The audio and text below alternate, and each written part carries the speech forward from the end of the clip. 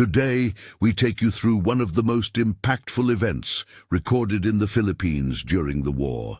Before we begin, I invite you to leave in the comments where you are watching us from and the exact time you are listening to this narration. We are interested in knowing to what places and at what times of day or night these documented accounts reach.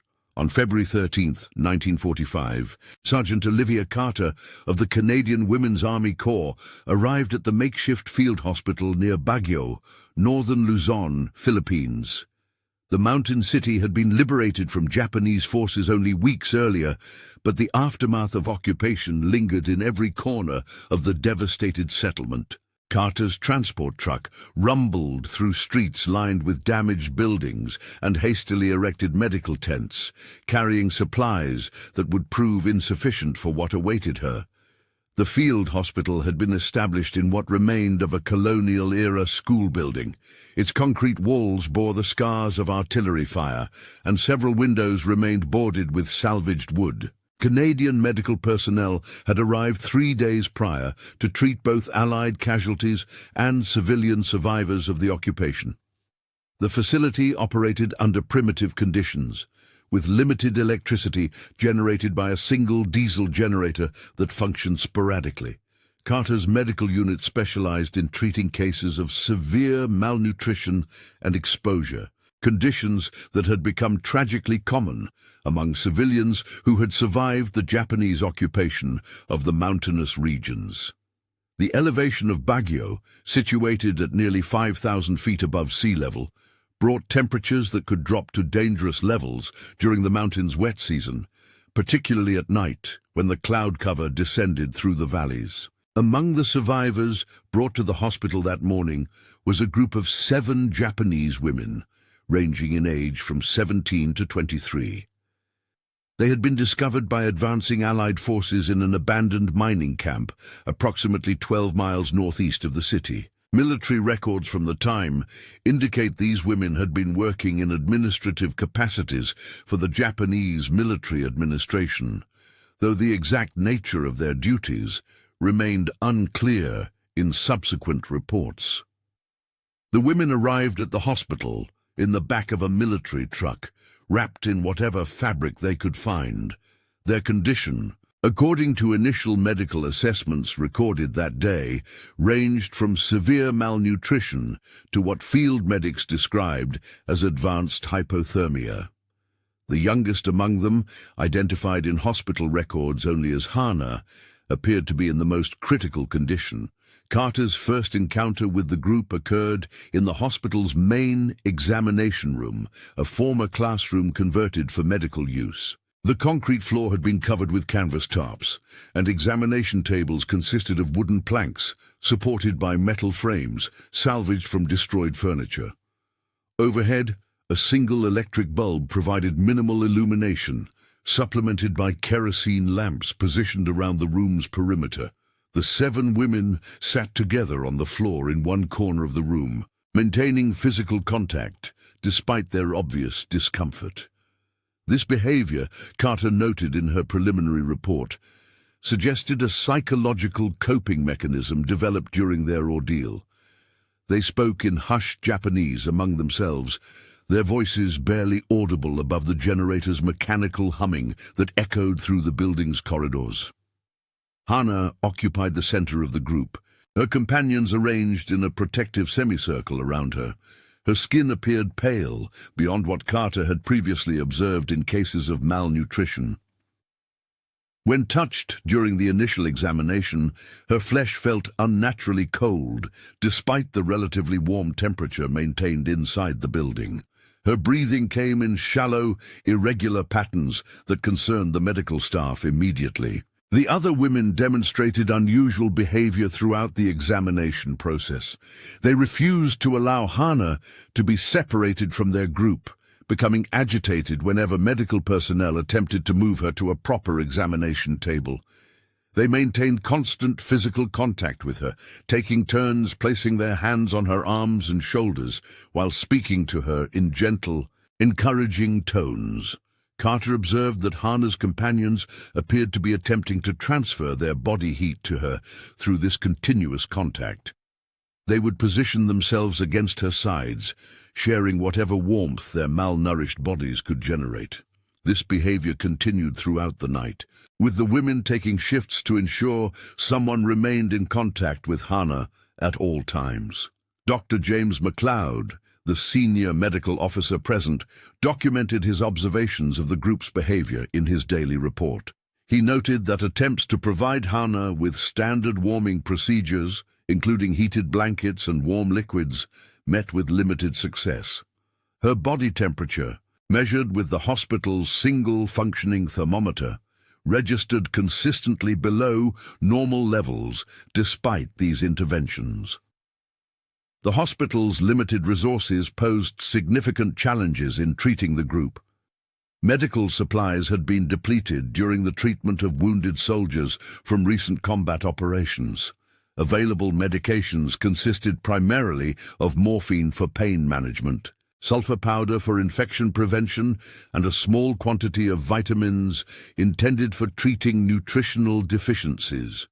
No specialized equipment existed for treating severe hypothermia or similar conditions. Throughout the first night, Carter maintained a vigil near the group, documenting their condition at regular intervals. The women continued their pattern of maintaining contact with Hana, speaking to her in Japanese, while gently massaging her arms and legs. Their efforts appeared to provide some comfort, though Hana's responses remained minimal. Occasional eye movements and slight changes in breathing patterns were the only signs of consciousness. The hospital's generator failed twice during that first night, plunging the building into darkness and shutting down the limited heating system.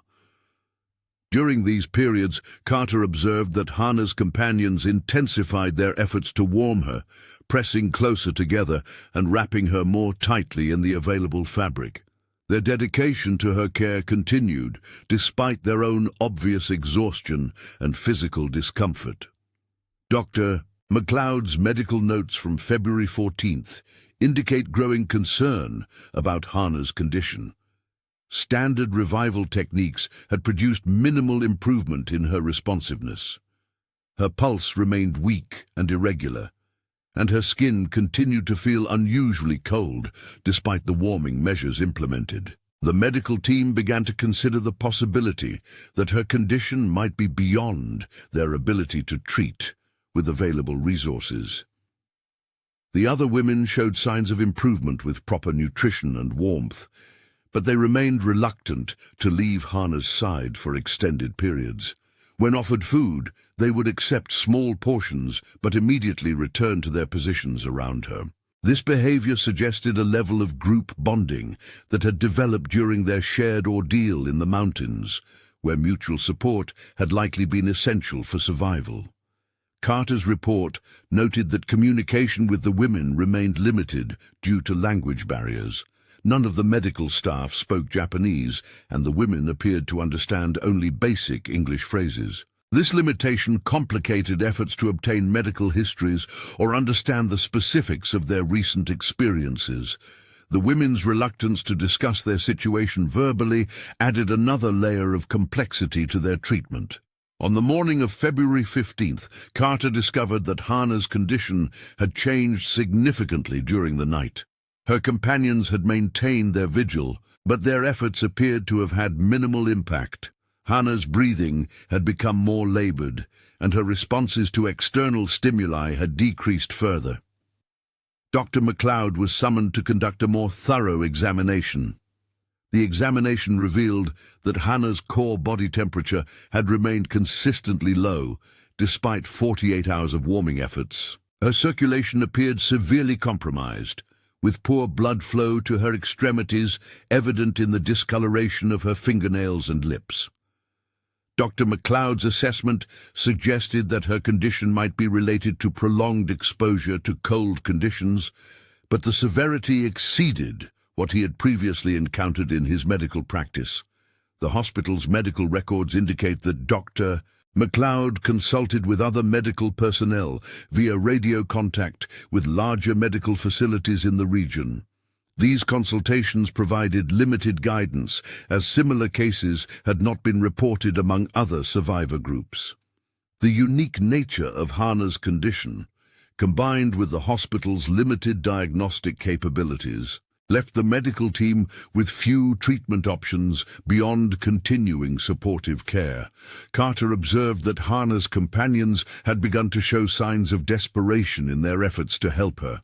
They increased the frequency of their physical contact, speaking to her more urgently and attempting to encourage her to consume small amounts of warm liquids. Their behavior suggested an understanding that conventional warming methods were proving insufficient, yet they continued their efforts with unwavering determination.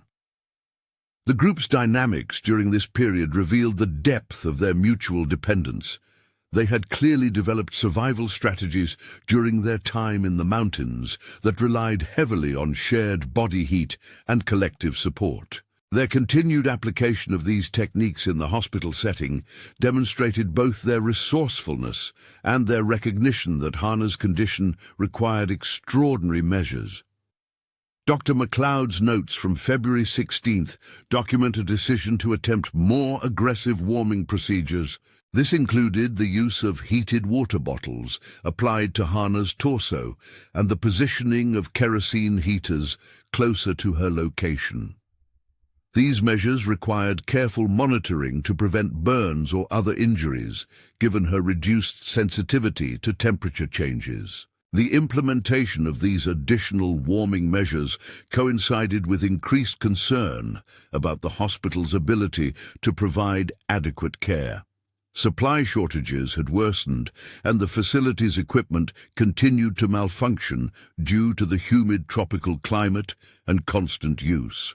The medical staff found themselves improvising solutions with whatever materials remained available. Carter's observations during this period highlighted the contrast between the women's traditional caring methods and the medical team's clinical approach. While the medical staff focused on measurable indicators like temperature and pulse rate, the women maintained their emphasis on continuous physical contact and emotional support. Neither approach appeared to be providing the breakthrough that Hana's condition required. The hospital's daily routine continued around the group, with other patients receiving treatment in adjacent areas of the building. Wounded soldiers, malnourished civilians, and disease victims occupied every available space. The presence of the 7 women added to the facility's overcrowded conditions, but Dr. MacLeod refused to move them to less adequate accommodations, given the severity of Hana's condition. On February 17th, Carter documented a change in the behavior of Hana's companions. Their continuous vigil had taken a visible toll on their own recovery, with several showing signs of exhaustion despite improved nutrition. They had begun taking shorter shifts in maintaining contact with Hana, though they ensured that someone remained with her at all times. This adjustment suggested a recognition that their own health was important for their collective survival. The medical staff's efforts to communicate with the group had yielded minimal progress. Simple medical terms and basic instructions could be conveyed through gestures and repetition, but more complex discussions about Hana's condition remained impossible. This communication barrier complicated efforts to understand the group's medical history or the specific circumstances that had led to their current situation. Carter's reports indicate growing frustration among the medical staff regarding their inability to provide effective treatment. Standard procedures for treating hypothermia and malnutrition had been implemented according to available medical knowledge, yet Hana's condition showed little improvement. The unique circumstances of their case challenged the medical team's training and experience with treating war survivors. Dr. MacLeod's medical assessments began to consider the possibility that Hana's condition involved factors beyond simple exposure to cold temperatures. Her symptoms presented in a pattern that differed from typical hypothermia cases. suggesting that additional medical complications might be present. However, the hospital's limited diagnostic equipment prevented thorough investigation of these possibilities. The hospital's generator experienced another significant failure on the evening of February 17th, requiring manual starting procedures that consumed precious fuel reserves. During the period without electricity, Carter observed that the women intensified their efforts to warm Hana, creating a human shelter around her body with their own forms. Their actions demonstrated a level of medical intuition developed through necessity during their survival ordeal. Throughout these events, Carter maintained detailed records of the group's behavior and Hana's condition. Her documentation would later provide valuable insights into the psychological and physical effects of prolonged survival situations. However, at the time, her primary focus remained on providing whatever support the medical team could offer, given their limited resources and capabilities.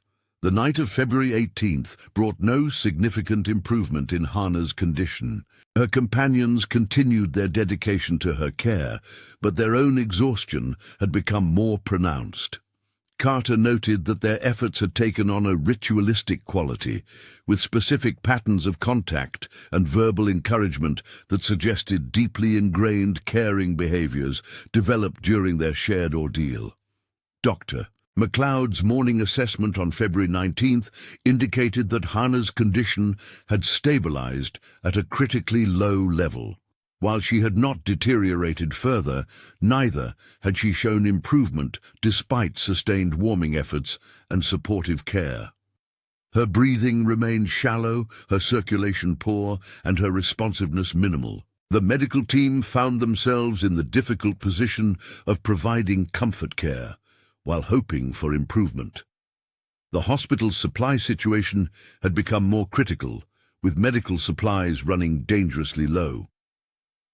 Radio communications with supply headquarters indicated that resupply missions would be delayed due to ongoing military operations in the region. This meant that the medical team would need to continue operating with minimal resources, while treating an increasing number of casualties and survivors. Carter observed that the other 6 women had begun to show signs of improvement in their own conditions. Better nutrition and warmth had restored some of their strength, and their physical appearance had improved noticeably since their arrival. However, they remained focused on Hana's care, refusing opportunities for additional rest or recreation that might have accelerated their own recovery. The group's loyalty to Hana provided insights into the social bonds that had developed during their survival experience. Their willingness to sacrifice their own comfort for her well-being suggested that these relationships had become essential to their psychological survival, as well as their physical endurance. Carter recognized that separating them might cause additional trauma that could complicate their overall recovery. On February 20th, Dr. McLeod made the decision to attempt a different approach to Hana's treatment. This involved moving her to a smaller room where temperature control could be more precisely managed and where her companions could maintain their vigil without disrupting other medical activities. The move required careful coordination to avoid interrupting the women's caring routine. The smaller room had been a storage closet before conversion to medical use. It contained space for only a single patient and a few attendants, but its concrete walls retained heat more effectively than the larger examination room. A single kerosene heater provided warmth, and blankets were arranged to create a more intimate environment for the group's continuing care efforts. Carter documented that the changed environment appeared to have a positive effect on the group's morale. The smaller space allowed for closer physical contact and seemed to reduce their anxiety about Hana's condition. They arranged themselves in a tight circle around her, maintaining the continuous contact that had characterized their care routine since arriving at the hospital. The medical team's ability to monitor Hana's condition in the smaller space required adjustments to their usual procedures. Examinations had to be conducted with minimal disruption to her companion's positioning, and medical equipment had to be arranged to accommodate the group's presence. These adaptations demonstrated the medical staff's growing understanding of the importance of maintaining the women's social bonds during treatment. Dr. McLeod's medical notes from February 21st indicate a slight improvement in Hannah's circulation, though her overall condition remained critical. The enhanced temperature control in the smaller room may have contributed to this change, or it might have resulted from the cumulative effect of several days of warming treatment. The medical team remained cautiously optimistic while continuing supportive care measures. Carter observed that Hannah's companions had developed increasingly sophisticated techniques for monitoring her condition. They could detect subtle changes in her breathing patterns, skin temperature, and responsiveness that sometimes preceded measurable medical indicators. Their intimate knowledge of her condition, developed through continuous observation, provided valuable supplementary information for the medical team's assessments. The hospital's operational challenges continued to complicate patient care throughout this period. Equipment failures, supply shortages, and overcrowded conditions required constant adaptation and improvisation. The medical staff worked extended shifts to maintain basic services, often sacrificing their own rest to ensure continuous patient monitoring and care. On February 22nd, Carter documented an incident that would significantly affect the group's dynamics. During a routine examination, Dr. McLeod observed signs that suggested Hannah's condition might be improving. Her breathing appeared more regular, and her skin temperature seemed slightly warmer to the touch.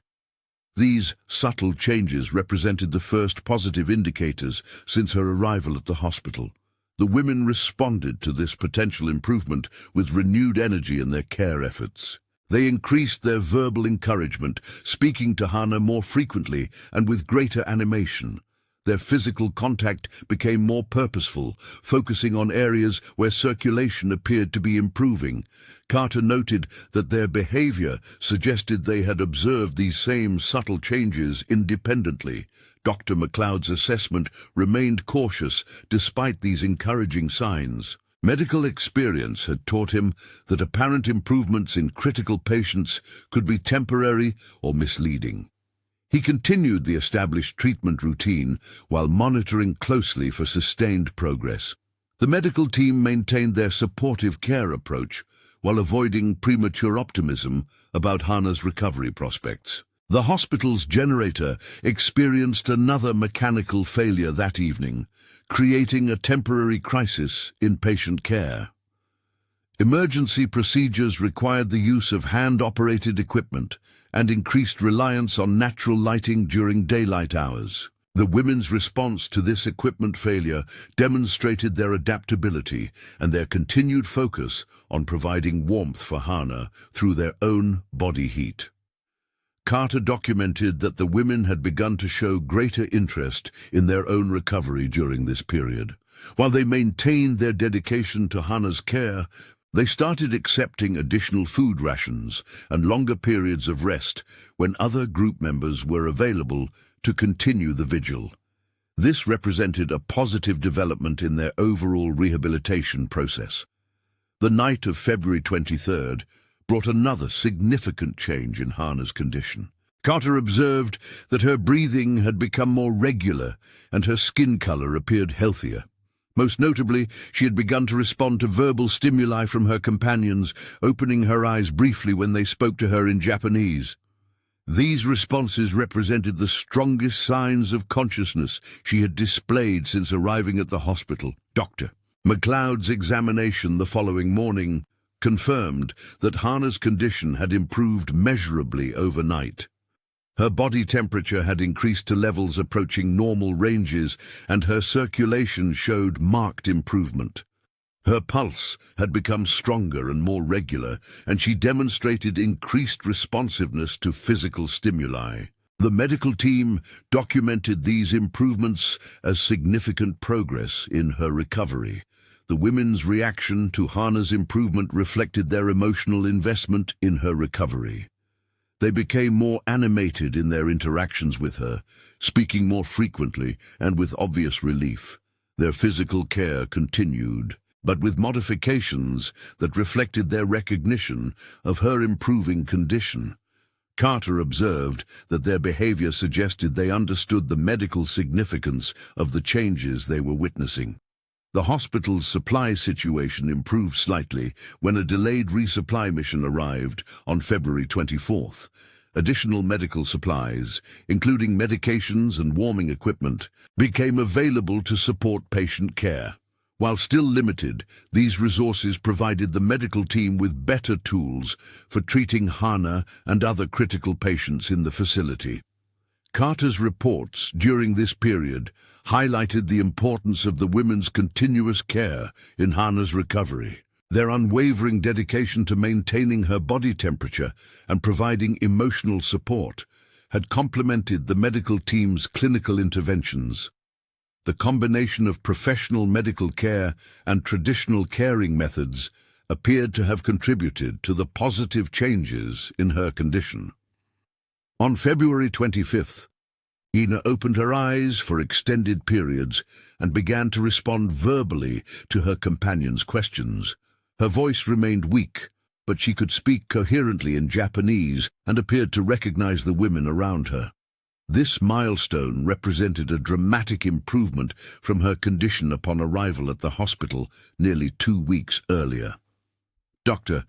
McLeod's medical assessment documented that Hana's recovery exceeded expectations given the severity of her initial condition. Her body temperature had normalized, her circulation had improved significantly, and her mental clarity appeared to be returning. While she remained physically weak from her ordeal, the critical phase of her treatment had passed successfully. The medical team began planning for the group's eventual transfer to a larger medical facility, where they could receive more comprehensive rehabilitation services. However, these plans required coordination with military authorities and transportation resources that remained limited due to ongoing operations in the region. The women would need to remain at the field hospital for an indefinite period while arrangements were finalized. Carter observed that Hana's recovery had affected the entire group's psychological state. The stress and anxiety that had characterized their behavior since arriving at the hospital had diminished noticeably. They appeared more relaxed and began to engage with the medical staff and other patients in the facility. This social expansion represented an important step in their rehabilitation process. The hospital's operational conditions remained challenging throughout this period. Equipment continued to malfunction due to environmental conditions and heavy use. Medical supplies had to be carefully rationed to serve all patients adequately. The medical staff maintained their commitment to providing the best possible care despite these ongoing limitations. On February 26th, Carter documented that Hana had attempted to sit up independently for the first time since her arrival. While she required assistance and could maintain the position for only brief periods, this physical progress represented another significant milestone in her recovery. Her companions provided careful support during these attempts, maintaining their protective vigilance while encouraging her increasing independence. Dr. McLeod's notes from this period indicate that Hana's case had provided valuable insights into treating severe exposure and malnutrition cases. The combination of medical intervention and traditional caring methods had proven effective in circumstances where standard treatment protocols alone might have been insufficient. These observations would influence treatment approaches for similar cases encountered later in the war. The women began to share more information about their experiences during their time in the mountains, though communication remained limited by language barriers. Through gestures and simple words, they conveyed that they had spent several weeks in caves and abandoned buildings, sharing whatever food and warmth they could find. Their survival had depended entirely on mutual support and collective resource sharing. Carter's reports highlighted the resourcefulness and determination that had enabled the group's survival in extremely harsh conditions. Their ability to maintain group cohesion and mutual care had been essential to their endurance of prolonged exposure to cold, hunger, and isolation. These same qualities had contributed significantly to Hana's recovery once they reached medical assistance. On February 27th, Hana was able to consume solid food for the first time since her arrival at the hospital. She ate small portions of rice and vegetables with assistance from her companions, demonstrating improved digestive function and continued progress in her overall condition. This nutritional milestone represented another step toward full recovery and eventual rehabilitation.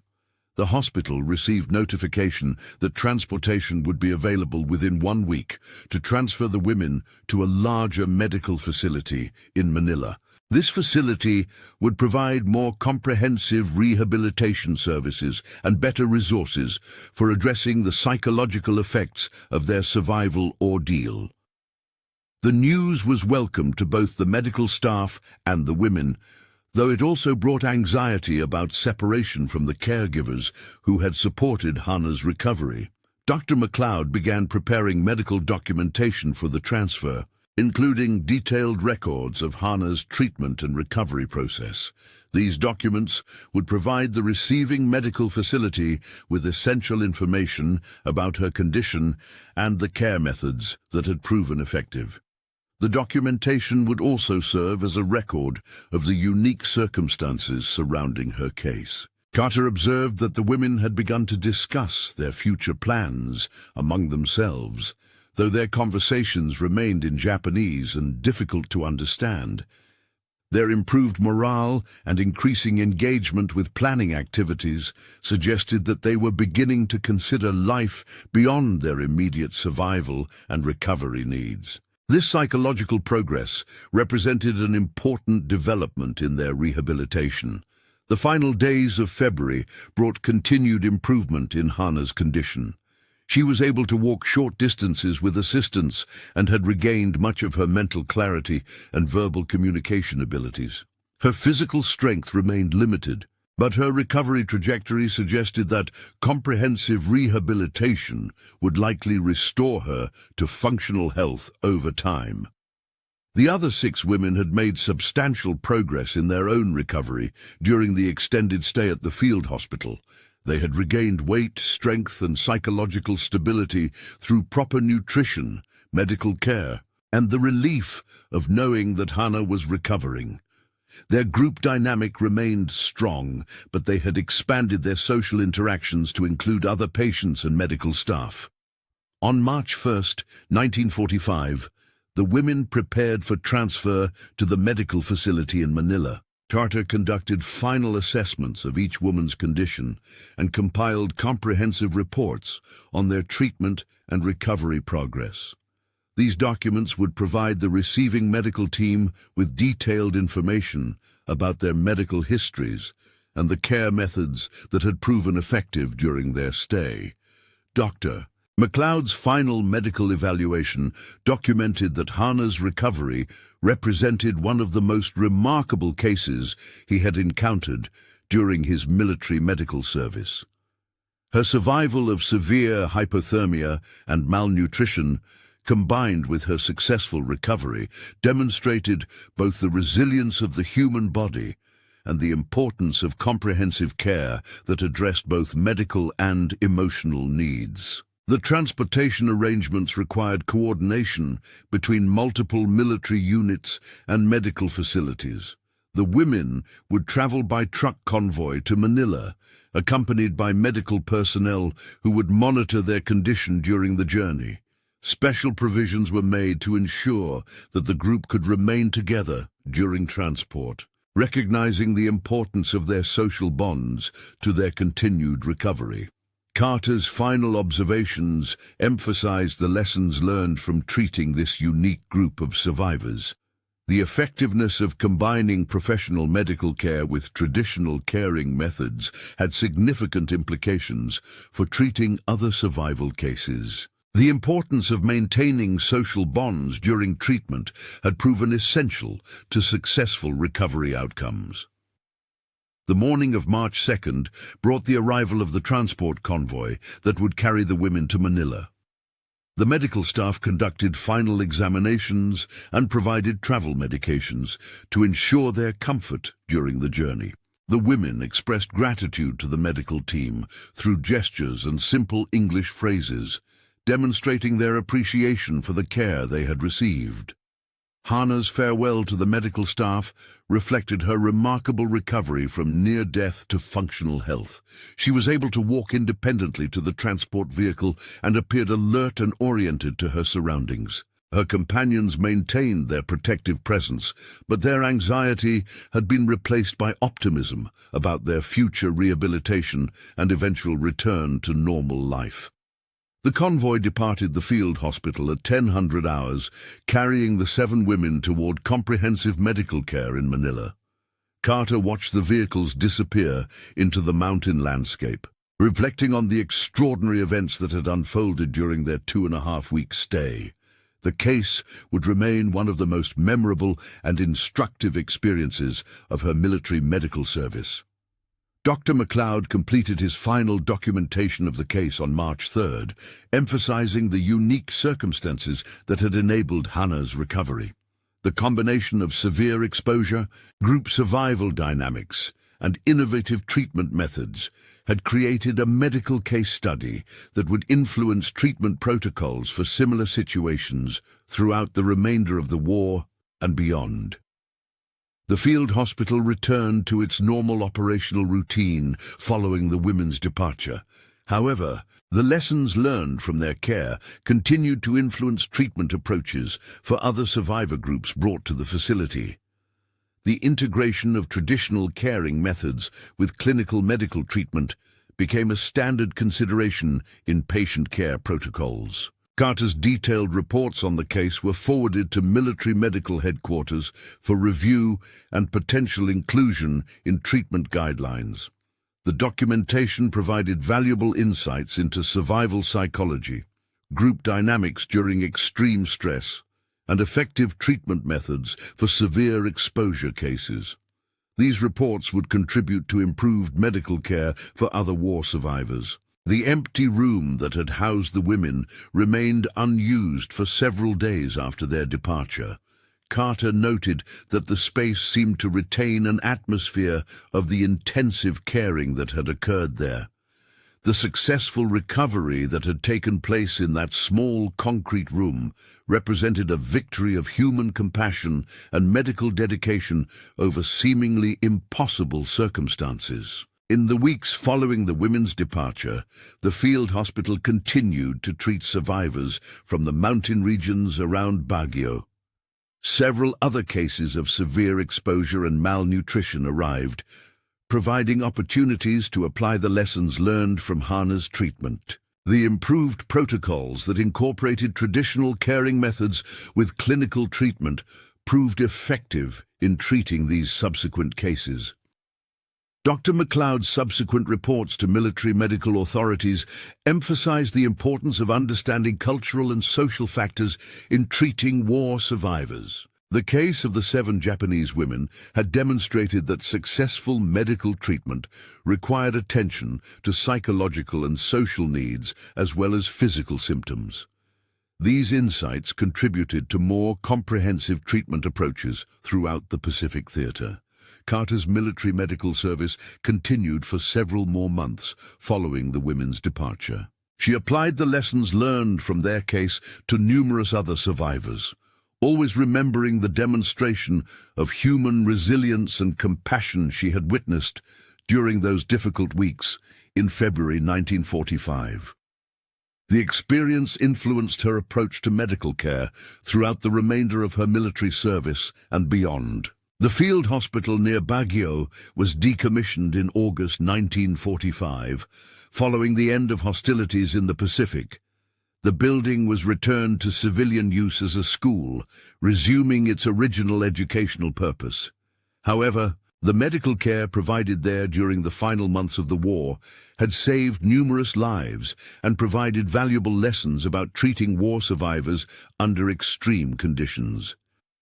Records of the women's treatment at the Manila Medical Facility indicate that all 7 made complete recoveries and were eventually repatriated to Japan following the war's conclusion. Hina's recovery was documented as complete, with no lasting effects from her near-fatal exposure during their survival ordeal in the mountains. The group maintained their close bonds throughout their rehabilitation and repatriation process. Years later, Carter would reflect on the case as one of the most significant experiences of her military service. The demonstration of human compassion and determination she had witnessed during those critical weeks had reinforced her belief in the importance of treating patients as complete human beings rather than simply addressing their medical symptoms. The lessons learned influenced her entire subsequent career in nursing. The medical documentation from the case was preserved in military archives and later studied by researchers investigating survival psychology and treatment methods for extreme exposure cases. The unique circumstances of the women's survival and recovery provided valuable insights that contributed to improved emergency medical protocols and survival training programs. Dr. McLeod's post-war career included continued research into the psychological and social factors that influence recovery from traumatic experiences. The case of the 7 women had demonstrated the critical importance of maintaining social bonds and cultural practices during medical treatment, insights that influenced treatment approaches for decades following the war. The small concrete room where Hana's recovery had taken place became a symbol of hope and human resilience for the medical staff who had worked at the field hospital. Despite the primitive conditions and limited resources, they had witnessed the power of combining professional medical care with traditional human compassion to achieve remarkable recovery outcomes. The legacy of the case extended beyond its immediate medical significance to provide insights into the human capacity for survival, mutual support, and recovery from extreme trauma. The 7 women's experience demonstrated that survival in extreme circumstances requires both individual resilience and collective cooperation, lessons that remain relevant for understanding human behavior under stress. In the broader context of the Pacific War, the case represented one of countless individual stories of survival, suffering, and recovery that characterized the human experience of that global conflict. However, the unique circumstances of the women's survival and the remarkable nature of Hana's recovery made their story particularly significant for understanding the limits and possibilities of human endurance. The medical records from the case were eventually declassified and became available to researchers studying the long-term effects of war trauma and survival experiences. The documentation provided valuable data about the psychological and physical factors that influence recovery from extreme exposure and malnutrition, contributing to improved treatment methods for similar conditions. Carter's detailed nursing notes from the case were recognized as exemplary documentation of complex medical care under difficult conditions. Her observations about the importance of maintaining patient dignity and social relationships during treatment became standard considerations in military nursing education and training programs. The field hospital's generator, which had failed repeatedly during the women's treatment, was eventually replaced with more reliable equipment that improved patient care for the remainder of the facility's operation. The mechanical problems that had complicated their treatment served as a reminder of the challenging conditions under which military medical personnel provided care during the war. The kerosene heater that had provided warmth in the small room where Hannah recovered was later donated to a civilian medical clinic in Baguio when the field hospital was decommissioned.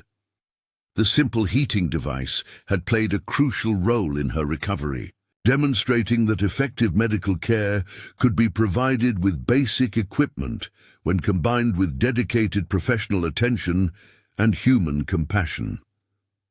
The 7 women's survival story became part of the collective memory of the medical personnel who had served at the field hospital. Their demonstration of mutual loyalty and caring under extreme circumstances provided inspiration for continued dedication to patient care, despite the challenging conditions and limited resources that characterized military medical service.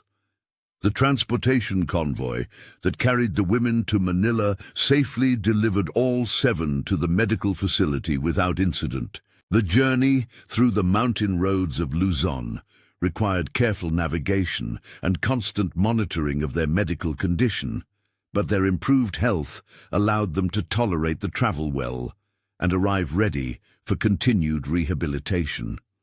The Manila Medical Facility provided comprehensive care that addressed both the physical and psychological effects of their survival ordeal. The detailed medical records transferred from the field hospital enabled the receiving medical team to continue effective treatment without interruption, ensuring optimal recovery outcomes for all 7 women.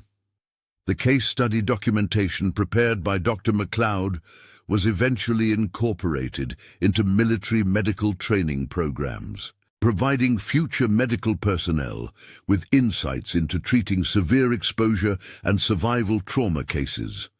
The lessons learned contributed to improved protocols for caring for war survivors and refugees in subsequent conflicts. Carter's post-war nursing career included positions at several civilian hospitals where she continued to apply the lessons learned from treating the 7 women. Her emphasis on maintaining patient dignity and social relationships during medical care influenced her approach to nursing practice throughout her professional career. The field hospital building that had housed the women during their recovery was eventually restored to its original function as a school following the war's conclusion. The concrete walls that had witnessed their remarkable recovery story returned to housing classrooms, where children would learn about the world beyond their mountain community. The small room where Hannah's recovery had taken place was converted back to its original purpose as a storage area when the building resumed its educational function. However, the space retained its significance for those who had witnessed the demonstration of human resilience and compassion that had occurred there during those critical weeks in early 1945. The medical supplies that had been carefully rationed during the women's treatment were eventually replenished as military logistics improved in the final months of the Pacific War. The shortages that had complicated their care served as a reminder of the challenging conditions under which medical personnel had provided life-saving treatment throughout the conflict. The generator that had provided intermittent electrical power during the women's stay was eventually replaced with more reliable equipment before the hospital's decommissioning. The mechanical failures that had required improvised solutions during their treatment highlighted the resourcefulness and dedication of the medical staff who had maintained essential services despite equipment limitations. The documentation of the women's case continued to provide valuable insights for researchers studying survival psychology and trauma recovery long after the war's conclusion. The unique circumstances of their survival and the remarkable nature of Hannah's recovery contributed to improved understanding of the factors that influence human resilience under extreme stress. The medical supplies that had been carefully rationed during the women's treatment were eventually replenished as military logistics improved in the final months of the Pacific War. The shortages that had complicated their care served as a reminder of the challenging conditions under which medical personnel had provided life-saving treatment throughout the conflict. The generator that had provided intermittent electrical power during the women's stay was eventually replaced with more reliable equipment before the hospital's decommissioning. The mechanical failures that had required improvised solutions during their treatment highlighted the resourcefulness and dedication of the medical staff who had maintained essential services despite equipment limitations. The documentation of the women's case continued to provide valuable insights for researchers studying survival psychology and trauma recovery long after the war's conclusion. The unique circumstances of their survival and the remarkable nature of Hannah's recovery contributed to improved understanding of the factors that influence human resilience under extreme stress. Dr. MacLeod's final report, filed with military medical headquarters in April 1945, concluded that Hannah's case represented an exceptional example of recovery from severe hypothermia, complicated by prolonged malnutrition. The report emphasized that her survival had depended on the continuous care provided by her companions, which had maintained her core body temperature at levels that prevented fatal organ failure. The medical analysis noted that traditional warming methods employed by the women had proven more effective than standard military medical protocols in maintaining Hannah's circulation during the critical initial period of treatment. The combination of shared body heat, continuous physical contact, and emotional support had created conditions that enabled her body to begin recovery before conventional medical intervention could take full effect. Carter's nursing assessment, included as an appendix to Dr. MacLeod's report, documented the psychological factors that had contributed to the group's survival and recovery. The women's unwavering commitment to collective care had created a support system that sustained them through their mountain ordeal and continued to facilitate healing during their hospital stay. The report's conclusions influenced medical training programs throughout the Pacific Theater during the war's final months. Military medical personnel received instruction in recognizing and supporting traditional healing practices that could complement conventional treatment methods. This integration of approaches proved beneficial in treating other survivor groups encountered during the liberation of Japanese-occupied territories. In August 1945, following Japan's surrender, Carter received a letter forwarded through military channels. Written in careful English, it came from Hannah, who had returned to her family home in Kyoto. The letter expressed gratitude for the care she had received and reported that all 7 women had made complete recoveries and were adjusting to peacetime life. The letter included a brief description of their mountain survival experience. The women had been administrative staff at a Japanese military communications facility that had been evacuated as Allied forces approached. They had become separated from their military unit during the retreat and had survived for nearly 3 weeks in abandoned mining camps, sharing whatever food and shelter they could find. Hannah's letter explained that her condition had resulted from their final week in the mountains, when food had run out entirely, and they had been forced to seek shelter in caves during unusually cold weather. Her companions had kept her alive by sharing their body heat and encouragement during the 48 hours before they were discovered by advancing Allied troops. The communication provided closure for Carter and Dr. MacLeod, confirming that their medical intervention had achieved lasting success. The knowledge that all 7 women had survived the war and returned to their families validated the extraordinary efforts that had been invested in their care during those critical weeks at the field hospital. Carter preserved the letter throughout her life, considering it one of the most meaningful communications she had ever received. The simple expression of gratitude from a patient whose life had hung in the balance represented the ultimate validation of her commitment to providing compassionate medical care under difficult circumstances.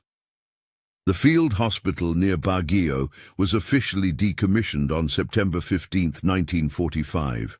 The building was returned to civilian administration and resumed its educational function as a school for local children. The concrete walls that had housed so much human suffering and recovery returned to their peaceful purpose of nurturing young minds. Dr.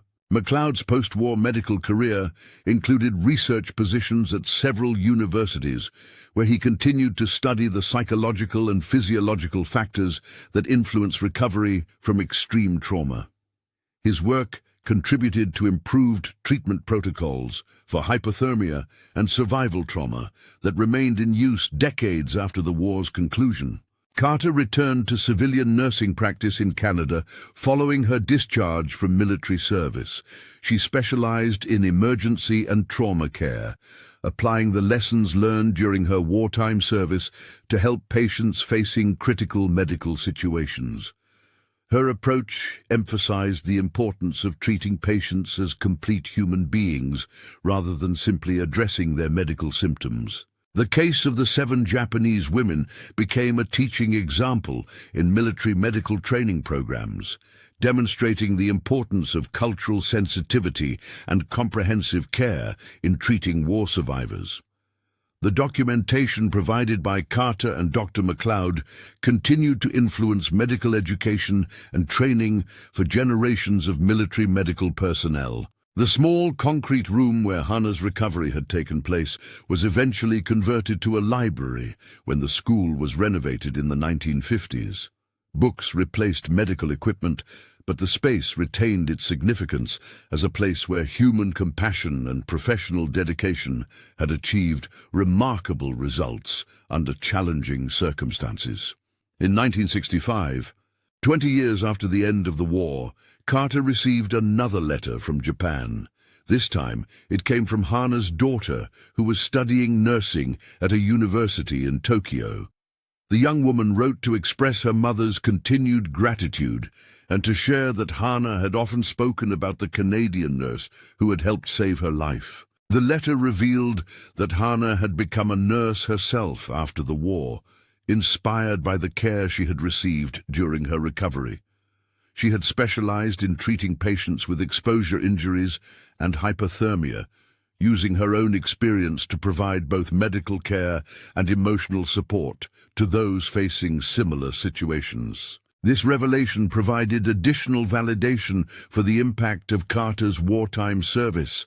The knowledge that her patient had been inspired to pursue a career in nursing and was helping others facing similar medical emergencies created a legacy of care that extended far beyond the original treatment episode. The correspondence continued sporadically over the years, with occasional letters sharing updates about Hannah's family and career. These communications maintained a connection between 2 women whose lives had intersected during one of history's most challenging periods, creating a bond that transcended national boundaries and cultural differences. Carter's military service records, including her detailed documentation of the 7 women's case, were eventually archived at the Canadian War Museum. These records became part of the historical documentation of Canadian military medical service during the Second World War, preserving the story for future researchers and historians. The legacy of the case extended beyond its immediate medical significance to demonstrate the power of human compassion and professional dedication in overcoming seemingly impossible circumstances. The combination of clinical expertise and traditional caring methods had achieved results that neither approach might have accomplished independently. As Carter reflected on her wartime service in her later years, she consistently identified the treatment of the 7 Japanese women as the most significant experience of her military career. The demonstration of human resilience and the power of collective caring had reinforced her commitment to nursing and influenced her approach to patient care throughout her professional life. The field hospital's medical records were eventually transferred to military archives, where they became available to researchers studying wartime medical care and survival psychology. The documentation of innovative treatment methods and successful outcomes provided valuable insights for improving emergency medical protocols and disaster response procedures. The story of Hana's recovery and the 7 women's survival became part of the collective memory of those who had served at the field hospital near Baguio. Their demonstration of mutual loyalty and effective caring under extreme circumstances provided inspiration for continued dedication to helping others facing crisis situations. Today, the building that once housed the field hospital continues to serve as a school in Baguio. Students attend classes in rooms where wounded soldiers and traumatized civilians once received life-saving medical care. The peaceful educational environment represents the positive transformation that can emerge from periods of conflict and suffering. The medical lessons learned from treating the 7 women contributed to improved protocols for treating hypothermia and exposure injuries that remain relevant for emergency medical personnel today. The integration of traditional caring methods with clinical treatment continues to influence approaches to patient care in challenging circumstances. Dr. McLeod's research, based partly on his experience treating the women, contributed to better understanding of the psychological factors that influence recovery from trauma. His work emphasized the importance of maintaining social relationships and cultural practices during medical treatment, insights that continue to inform modern approaches to trauma care. Carter's detailed nursing documentation established standards for recording patient care under extreme conditions that influenced military nursing education for decades. Her emphasis on observing and supporting patients' social and emotional needs, in addition to their medical symptoms, became an integral part of nursing training programs. The 7 women's survival story ultimately demonstrated that human resilience and compassion can overcome even the most challenging circumstances. Their experience during the final months of the Pacific War illustrated both the destructive potential of conflict and the healing power of dedicated care and mutual support. In the decades that followed, as the world faced new conflicts and humanitarian crises, the lessons learned from their case continued to provide guidance for medical personnel treating survivors of extreme circumstances. The principles of comprehensive care that addressed both physical and emotional needs remained relevant for helping people recover from trauma and rebuild their lives. The field hospital near Baguio had closed, the war had ended, and the participants had returned to their peacetime lives. However, the demonstration of human caring and professional dedication that had occurred there during those critical weeks in February 1945 continued to influence approaches to medical care and survival assistance throughout the world.